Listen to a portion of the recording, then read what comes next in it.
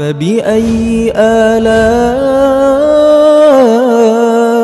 ربكما تكذبان. Waalaikumsalam warahmatullahi wabarakatuh. Alhamdulillah, salatu wassalamu ala rasulillah wa ala alihi wa sahbihi wa mawalah, wa la hawla wa la quwata illa billah. Alhamdulillah, pagi ini kita ketemu lagi materi kuliah ibadah ya. Insyaallah pertemuan kali ini kita akan diskusikan mengenai sholat musafir. Sholat musafir, kemudian sholat rukban dan rukhsah ya, atau bisa juga kita namai dengan sholat jamak dan qashar. Baik teman-teman mahasiswa dimanapun anda berada saat ini, semoga anda dalam keadaan sehat walafiat ya, dan tentunya perkuliahan kita ini selalu kita lanjutkan meskipun dalam keadaan berjauhan atau dalam keadaan tanpa tatap muka. Baik teman-teman mahasiswa yang berbahagia, silakan ikuti sampai selesai ya materi kuliah kita pada pagi hari ini ya, yang bertemakan tentang sholat musafir ya, sholat rukban dan sholat rukhsah. Apa itu sholat musafir, sholat rukban dan rukhsah? Mari kita saksikan materi kita selanjutnya. Baik teman-teman yang berbahagia, sebagaimana firman Allah dalam Al-Quran dikatakan ya, dalam surah An-Nisa ayat 101, bisa dicek Al-Quran nanti di rumah. Ini adalah landasan bahwasanya kebolehan bagi seseorang mengqashar salat ya dalam keadaan musafir atau dalam keadaan berpergian. A'udzubillahi minasyaitonirrajim. Wa idza darabtum fil ardi falaysa 'alaikum junahun an taqsuru minas shalah.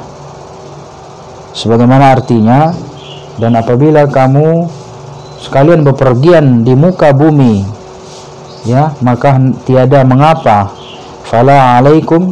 falaysa 'alaikum junahun, maka tidak mengapa ya bagimu sekalian mengqashar salat, atau bahasa lainnya meringkas, atau diartikan dapat rukhsah ya, keringanan. Jadi apabila seseorang berpergian atau musafir gitu ya, keluar dari kampungnya, keluar dari tempat tinggalnya, maka seseorang itu boleh melakukan qashar, mengqashar salatnya atau meringkas salatnya. Baik, berikutnya pembagian salat safar ya. Safar itu kan beberapa ya pandangan ulama ya mengenai safar ya, salat safar. Bisa kita lihat ya, salat safar adalah salat yang ditunaikan dalam perjalanan ya. Dalam perjalanan seseorang misalnya pergi keluar kota ya, berpergian, tentunya berpergiannya bukan tujuan maksiat ya, atau bukan tujuan melakukan suatu perbuatan dosa atau yang dilarang oleh Allah Subhanahu wa taala ya. Ini yang pertama. Yang kedua, salat safar dapat dilakukan menggabung dua waktu salat yang sebabnya sama ditunaikan pada salah satu waktu, menggabung dua salat pada satu waktu. Ini namanya jamak ya. Makanya ada nama istilah jamak dan qashar atau qashar jamak. Mengqashar artinya meringkas salat yang 4 rakaat menjadi 2 rakaat saja, sementara jamak itu menggabung. Menggabung artinya apa? Yaitu menggabung dua waktu salat menjadi satu salat, menjadi satu waktu salat. Semisal ketika ya kita salat zuhur dan asar digabung menjadi satu. Apakah itu pelaksanaannya pada waktu zuhur ya, atau pada waktu asar. Kalau pelaksanaan waktu zuhur, ya, sekaligus sholat asar, berarti dia namanya jamak takdim. Tapi kalau dia dilaksanakan pada waktu asar, berarti namanya jamak takhir. Nah, inilah yang dinamakan jamak, ya, penggabungan dua waktu sholat menjadi satu waktu, ya. Berarti kalau jamak qasar berarti meringkas yang 4 jadi 2, zuhurnya 2, asarnya 2, kemudian ya digabung satu waktu, bukan pelaksanaannya digabung, bukan sholatnya digabung, zuhur 2 rakaat, asar 2 rakaat, satu waktu sholat, satu pelaksanaan sholat, bukan, tapi waktunya yang satu, bukan rakaatnya digabung. Nah, ini menjadi penting ya, karena biar nggak salah paham. Nah, ini jadi artinya apa? Menjamak itu menggabung waktunya, ya, yang harusnya tadi waktunya sendiri-sendiri sekarang menjadi digabung menjadi satu kesatuan. Ini namanya jamak. Kemudian sholat safar dapat dilakukan dengan meringkas jumlah, ya, jumlah rakaatnya. Ini namanya qasar al-i'dad. Nah, jadi qasar itu juga ada 2. Ya, pertama adalah qasar al-i'dad, yang kedua qasar as-sifat. Qasar al-i'dad adalah meringkas dari semulanya 4 rakaat ya menjadi 2 rakaat.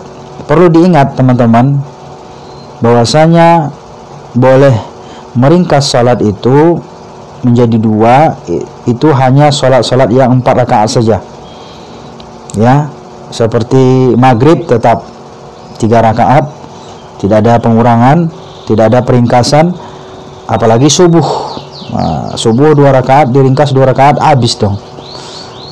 Jadi hanya salat-salat yang 4 rakaat saja, seperti yaitu salat zuhur, asar, dan salat isya. Baik teman-teman yang berbahagia dimanapun anda berada, ini jadi qasar ada 2. Pertama qasar al-i'dad, yaitu peringkasan jumlah rakaat. Yang kedua adalah qasar as-sifat, yaitu ya menunaikan salat, menunaikan ibadah salat sesuai kondisinya, atau dapat dilaksanakan sebisanya atau semampunya. Nah, inilah yang kita akan bahas mengenai salat di atas kendaraan, atau salat ar-rukban, ala rukban, yaitu salat di atas kendaraan.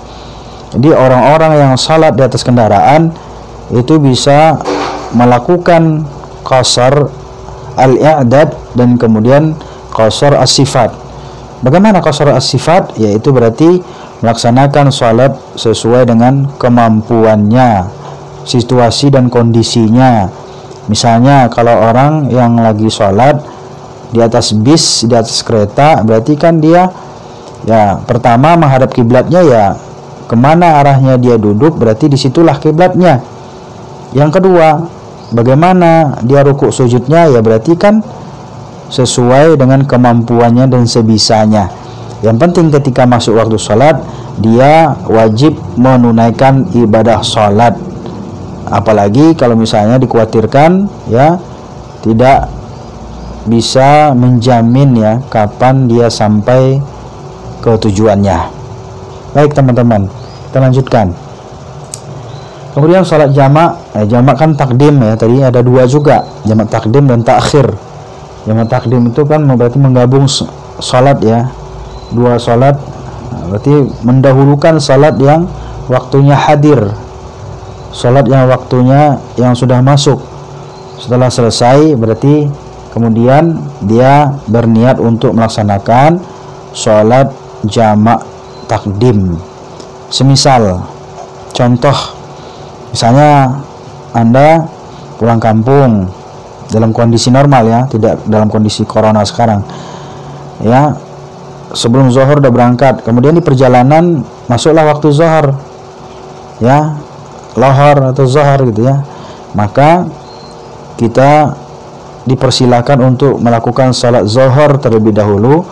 Kemudian setelah salat zuhur ya, maka kemudian dilanjutkan dengan sholat asar.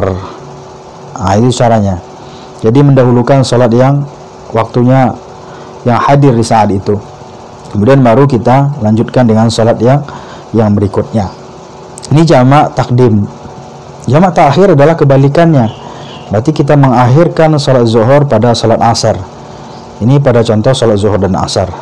Demikian pula pada sholat maghrib dan isya, ya.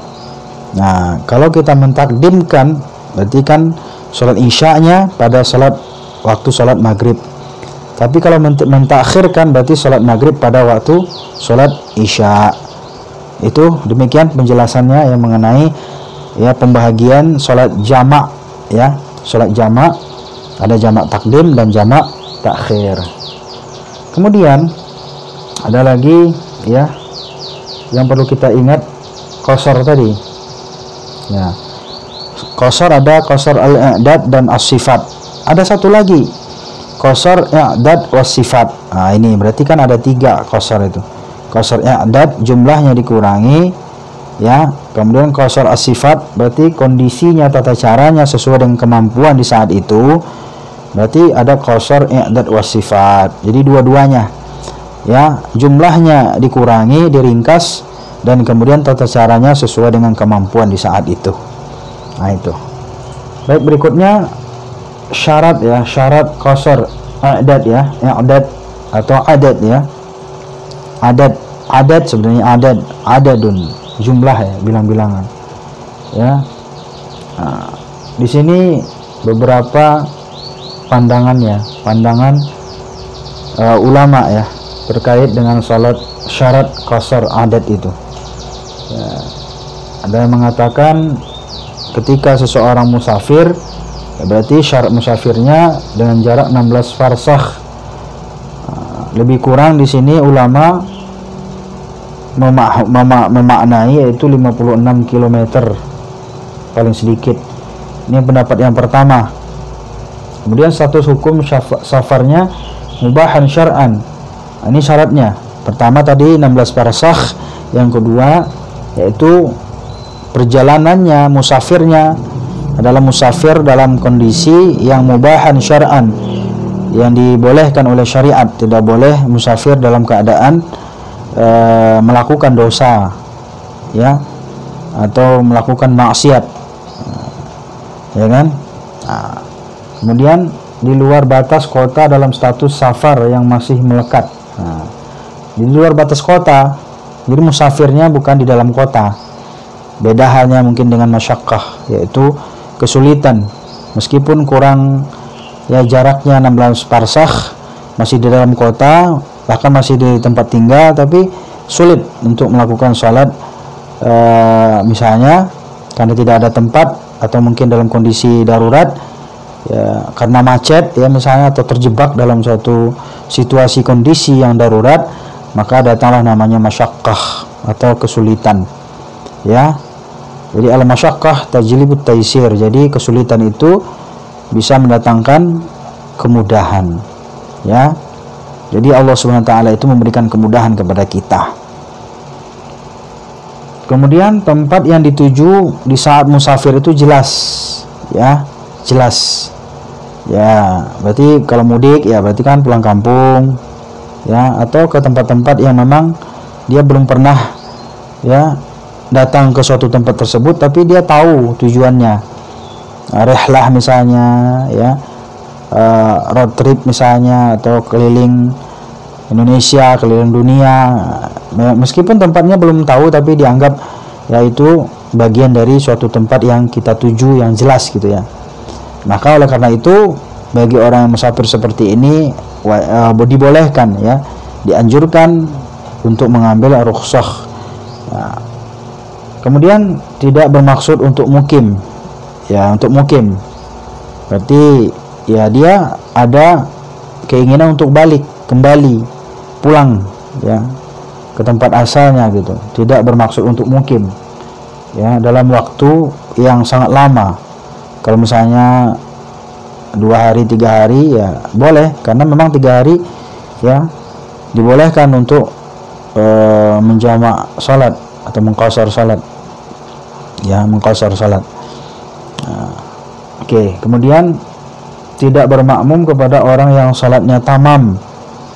Ya, misalnya kita pendatang nih, musafir, kemudian ada orang lagi salat, orang yang bermukim di situ. Kalau kita salat qasar jamak, ya kan akan rancu. Masa orang yang tamam salatnya sempurna 4 rakaat, kita 2 rakaat duluan salam, kan tidak mungkin. Maka sebaiknya kita bikin jamaah sendiri, atau khusus para musafir, atau mungkin salat sendiri saja. Nah itu. Jadi oleh karena itu tidak boleh bermakmum kepada orang yang bermukim, ya. Tapi orang yang bermukim boleh bermakmum kepada orang yang salatnya jamak atau qasar. Oke. Kemudian berniat salat jamak dan qasar, ya, ketika takbiratul ihram. Baik. Nah, hal-hal yang membolehkan melakukan salat qasar sifat. Jadi qasar sifat ini ternyata juga ada beberapa hal, ya. Di sini dijelaskan, ya. Tadi belum saya jelaskan mengenai qasar, baru pembagiannya saja. Ada qasar adat, qasar sifat, dan qasar adat wa sifat. Nah, ternyata qasar itu as-sifat, ya. Tadi jumlah udah. Qasar sifat itu apa? Bagaimana ketentuannya? Seperti apa yang dibolehkan? Qasar sifat itu kan berarti kan kondisi melakukannya ya sebisanya, semampunya, ya, tidak sempurna seperti kondisi yang normal. Nah, itu namanya qasar sifat. Yang pertama adalah dalam kondisi khauf. Khauf artinya apa? Yaitu situasi dalam keadaan takut. Nah, situasi dalam keadaan kalau misalnya ada perperangan, atau dalam keadaan ada wabah atau bahaya yang akan menimpa kita, berarti seseorang itu boleh mengqasar salat secara sifat, sebisanya. Contoh dalam perperangan, seandainya saja misalnya ada perperangan, berarti kan tentaranya boleh melakukan masalah khauf, sebisa qasar sifat ini diringkas sebisanya, ya, dalam perperangan, ya. Boleh. Bahkan dalam keadaan ada bencana juga, ya, karena khauf ada bencana tertimpa bangunan, kita bergeser dari tempat-tempat yang kita sholat, yang harusnya kita suatu tempat menjadi berpindah-pindah tempat. Maka ini namanya qasar sifat dalam keadaan khauf, takut, ya. Nah, ini yang kedua yaitu al-marid, yaitu sakit. Nah, ini dalam keadaan sakit, seseorang boleh melakukan salat sebisanya saja, semampunya, ya. Makanya kalau orang yang sakit, apalagi diinfus, ya kan, kemudian pipisnya pakai selang, ya kan, nggak mungkin dia melakukan salat seperti orang yang dalam keadaan normal. Maka orang yang dalam keadaan sakit seperti ini, ya, dalam keadaan infus, ya, maka dia dari mureta bertaharohnya saja, bersucinya saja, itu tidak perlu wudu. Maka seseorang yang sakit berbaring di rumah sakit, maka boleh dia bertayamum, kemudian dia salat qasar as-sifat sebisanya, semampunya. Apakah dia telentang, berbaring, atau kalau dia sanggup duduk, ya kan, atau sebisanya saja. Yang penting, ya, dia melakukan salat fardunya, menunaikan salat wajibnya. Kemudian ada lagi rukban. Nah, ini yang tadi saya sampaikan, rukban itu di atas kendaraan, sebisanya, di atas kereta api, di atas pesawat. Saya sering salat di atas pesawat, terutama salat subuh, karena dikhawatirkan nanti, ya, waktunya habis, kesiangan. Nah, sementara pesawat saya seringkali, ya, pas waktu subuh itu dipanggil agar memasuki pesawat berangkat dari Jakarta ke Padang itu. Nah, seringkali saya sholat, ya, ini tadi qasar as-sifat fil rukban itu, fil pesawat, fil motor. Nah, di pesawat. Jadi di pesawat itu kita boleh sholat sebisanya, semampunya. Nah, kita tayamum lah di pesawat itu, tayamum, kemudian kita sholat menghadap ke depan. tidak perlu kita mencari arah kiblat, kemana arah kiblat.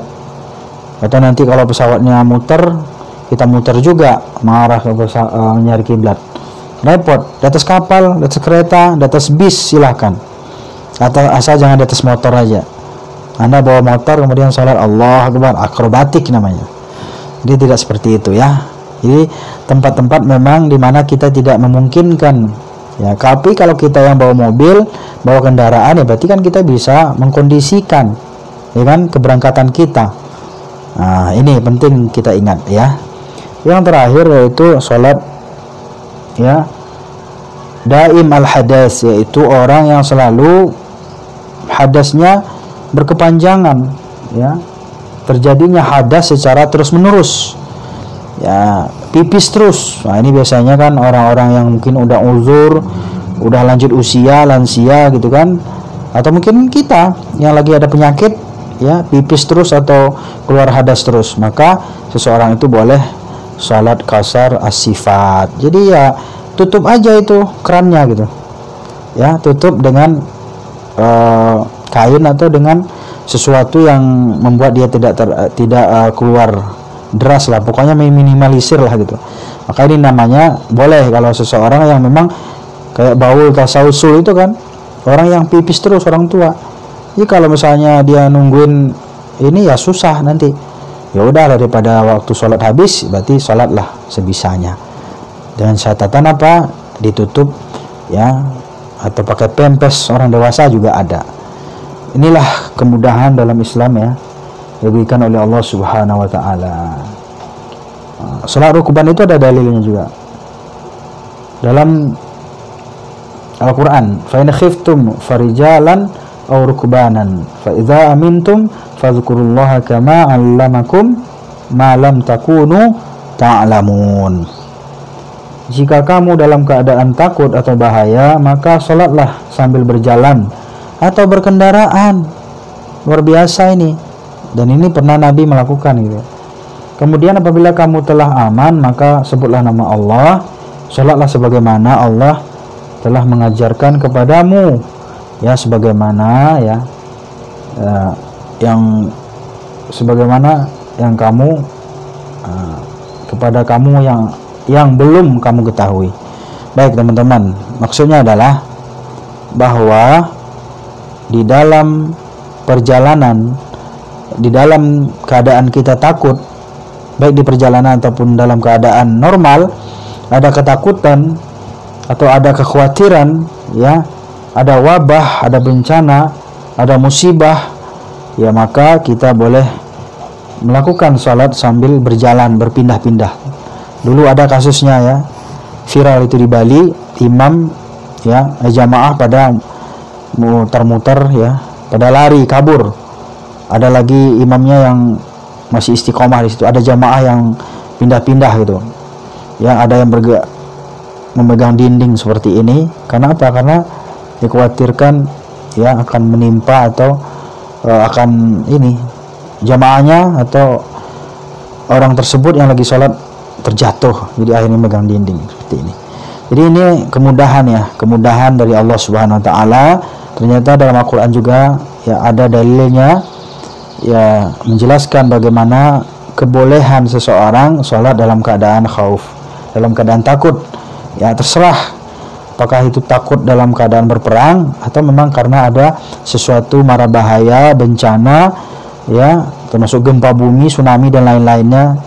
Ya maka kita boleh sholat ya mengqashar secara sifat, atau boleh sholat sesuai dengan kondisi keadaan yang bisa kita lakukan atau sesanggupnya. Baik teman-teman mahasiswa yang berbahagia ya, itu mungkin barangkali tentang mengenai sholat musafir, jamak qashar, sholat di atas kendaraan, dan juga rukhsah. Nah, rukhsah itu datang dari Allah ya, maka ambillah rukhsah itu, karena rukhsah itu ya hal yang penting kita amalkan. Jangan mentang-mentang kita terlalu soleh, merasa tidak sempurna ibadahnya atau gimana ya, akhirnya kita tidak mau mengambil rukhsah itu, keringanan itu, padahal Allah Subhanahu wa taala yang memberikan keringanan itu kepada kita. Maka sebagai catatannya Ya, mari kita ambil apa-apa yang telah disediakan oleh Allah Subhanahu wa taala. Baik teman-teman mahasiswa, demikian perkuliahan kita pada pagi hari ini. Mudah-mudahan manfaat. Jangan lupa materi ini dirangkum ya dan ditulis di kolom komentar di bawah ini. Demikian saja, terima kasih. Mudah-mudahan kita senantiasa sehat walafiat. Selamat ibadah bulan suci Ramadan. Ya, saya akhiri. Wassalamualaikum warahmatullahi wabarakatuh.